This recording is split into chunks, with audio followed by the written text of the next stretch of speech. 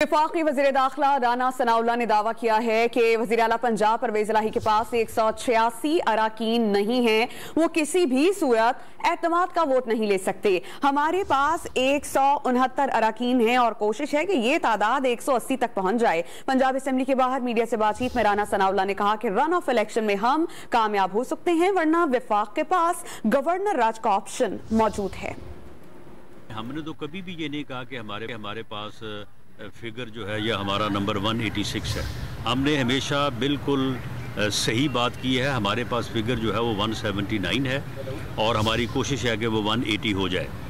इनके पास जो कि इन्होंने एतमाद का वोट लेना है, इनके पास 186 नहीं है। सूरत हाल में अगर न्यू चीफ मिनिस्टर का इलेक्शन होता है तो वो आइन में दर्ज है कि रन ऑफ इलेक्शन के तहत मेंबर प्रेजेंट वोटिंग में जो अक्सरियत होगी जिसकी, वो जो है वो चीफ मिनिस्टर इलेक्ट हो सकता है। या फिर ये ऐसी सूरत हाल है कि जिसमें आइनी तौर पे एक ऐसा रास्ता मौजूद है जो फेडरल गवर्नमेंट ऑप्ट कर सकती है और उसे कहते हैं गवर्नर